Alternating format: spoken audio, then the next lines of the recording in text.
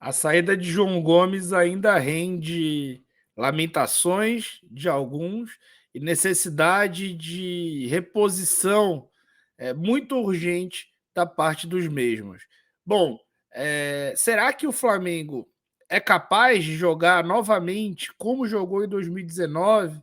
Lembrando que em 2019 o Flamengo abriu mão de ter o Cuéllar, que era um cara de enorme poder de marcação, de recuperação, de corrida para trás, desse tipo de jogador que vira xodó da torcida rapidamente, e passou a ter o William Arão, que então era o jogador segundo volante, que tinha seu poder de marcação muito contestado, com razão por esmagadora maioria da torcida, e ali o jogador fez a grande temporada da carreira jogando como primeiro volante, pela primeira vez no Flamengo, jogando como primeiro volante.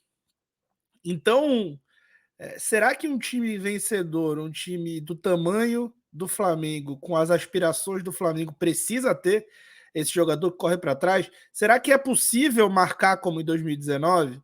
Vamos abordar com mais profundidade ainda hoje. Então se inscreve no canal, deixa o teu like, enquanto eu vou rodar a vinheta.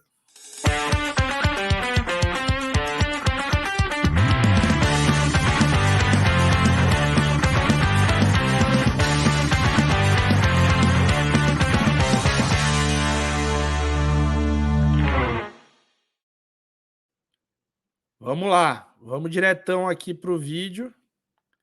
Então, gente, será que é possível marcar como 2019?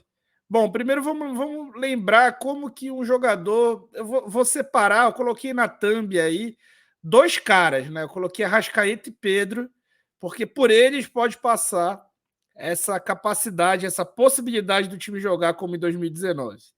E aí vou lembrar para vocês, tem muita gente que esqueceu disso, né? Que o Arrascaeta sempre, nos melhores momentos da sua carreira, foi um jogador que jogou pelo lado esquerdo do meio de campo. Com o Mano Menezes no Cruzeiro, ele fazia o lado esquerdo, né, como um meia pela esquerda. No Flamengo, ele praticamente cobriu a mesma faixa do campo com o Jorge Jesus. Se você for olhar, a diferença entre os mapas de calor é que o Flamengo do Jorge Jesus concentrava o seu jogo muito mais ofensivo do que o Cruzeiro do Mano Menezes.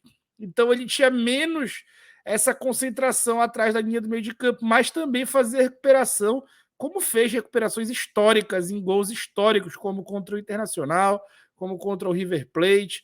Sempre foi um jogador de muita capacidade de criação pelo lado esquerdo, por ter certa velocidade e ter boa combatividade.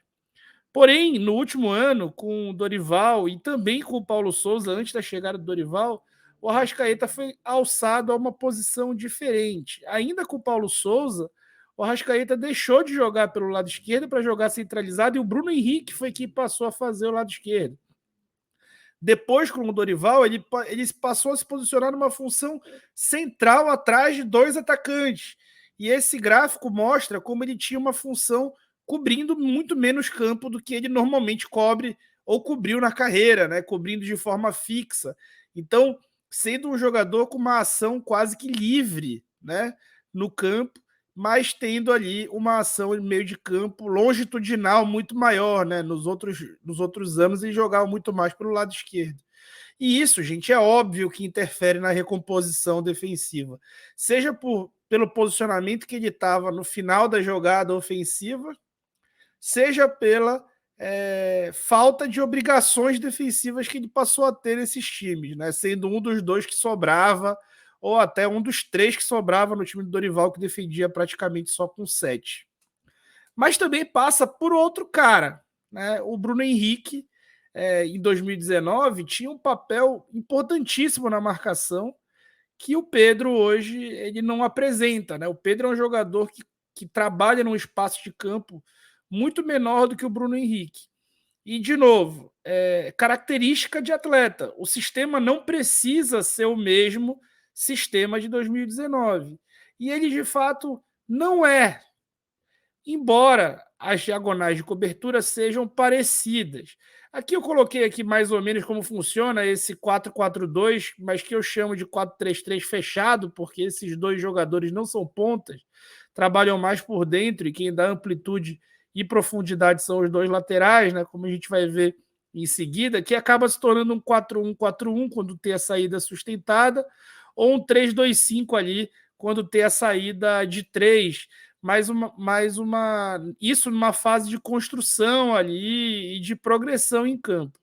Numa fase de finalização, ele se torna ali um 2-3-5, né? Com os dois laterais apontando aqui para a profundidade, o Pedro centralizado e Arrascaeta e Gabriel atrás.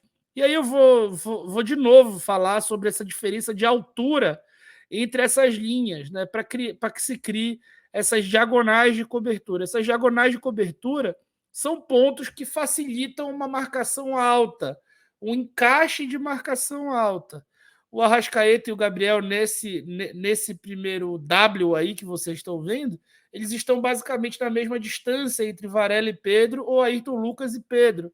Por quê? Caso a bola seja perdida em qualquer ponto entre esses dois, eles estão prontos para fazer uma pressão alta e assim recuperar a bola no campo de ataque. E aí, atrás deles, a mesma coisa, entre Gerson Maia e Everton Ribeiro, que fazem nesse momento a mesma função entre si, estar posicionado em diagonal entre dois atletas à sua frente, para que esteja pronto para recuperar a bola em uma pressão alta. E o mesmo acontece na linha logo atrás, entre os dois zagueiros, que aí eu coloquei Fabrício, Bruno e Davi Luiz, mas pode ser Fabrício e Léo Pereira, pode ser Davi e Léo Pereira, Rodrigo Caio e Davi Luiz, pode ser que você quiser. E eles também devem ficar na mesma função, o que forma uma pirâmide, né? Como vocês já viram a capa de um livro famoso. E essa é a forma como a maioria dos times do mundo joga atualmente para se preparar para perder a bola, tá? Então, a marcação alta, ela funciona muito a partir dessa preparação para você perder a bola. E a ação dos jogadores precisa ser de corrida para frente, como eu mostrei para vocês, para atacar essas diagonais. E isso envolve posicionamento correto entre eles. Numa outra, após quebrada essa marcação alta, tenta-se de 5 a 10 segundos essa pressão alta após perda, e quando ela não acontece, o time precisa se fechar em duas linhas de 4. E aí o Arrascaeta volta a ter aquela obrigação de marcar pelo corredor esquerdo. E assim, o Gerson, por exemplo, não precisa se movimentar lateralmente como o João Gomes precisou se movimentar na última temporada. A mesma coisa com o Everton Ribeiro, que já fica posicionado no seu lado e não precisa se movimentar lateralmente, como também precisou ter uma função quase igual à do João Gomes na última temporada. Então tudo depende de uma aplicação tática desse jogador, mas especialmente também do funcionamento dessa pirâmide, né? Do funcionamento desses encaixes de marcação alta pós-perda. E aí, se a gente for colocar aqui os indicadores entre Arrascaeta e de 2019 e de 2022, a gente vai entender que em 2019 ele era melhor até defensivamente, e ofensivamente ele também era, mas defensivamente a diferença era assustadora, né? Então, em bolas recuperadas, 2 contra 1,48, desarmes certos, 2 por jogo contra 1,17, quase o dobro, desarmes certos percentuais, 71% contra 46%, disputas defensivas ganhas, 2,30 contra 1,73. Então era um cara muito mais efetivo na marcação. Por quê? Porque talvez fosse mais aplicado fisicamente, talvez fosse mais aplicado taticamente e também talvez fosse um time mais organizado. Certamente era um time mais organizado, uma outra etapa de preparação. E aí cabe também a ter um pouco de paciência e aguardar essas etapas de preparação serem cumpridas no time do Vitor Pereira.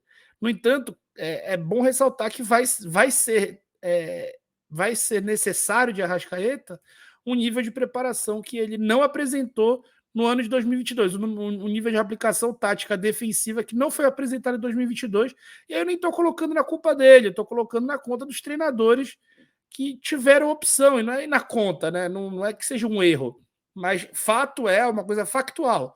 Os treinadores anteriores não tiveram essa intenção com ele. E o Vitor Pereira claramente tem, né, essa intenção com ele. E aí, se for comparar Bruno Henrique com Pedro nesse aspecto defensivo, é ainda mais discrepante. O Gabigol mantém os seus números, né? E agora ele até é um pouco mais aplicado ainda, porque ele entra menos na área, porque o Pedro guarda mais essa função na área. Então, defensivamente, o Bruno Henrique faz muita falta também. E o Pedro acaba não fazendo esse papel por ser o centroavante mais fixo, mas era desejável que o fizesse. De todo modo, funcionando essas diagonais de cobertura, o Pedro é o que tem menos obrigações de todo o time. A pressão fica muito maior em cima do Arrascaeta para esse cumprimento. O não cumprimento da parte do Arrascaeta vai sobrecarregar o Gerson e aí vira como efeito e não a causa a necessidade de você ter um volante que cubra muito campo e que corra muito para trás recuperando.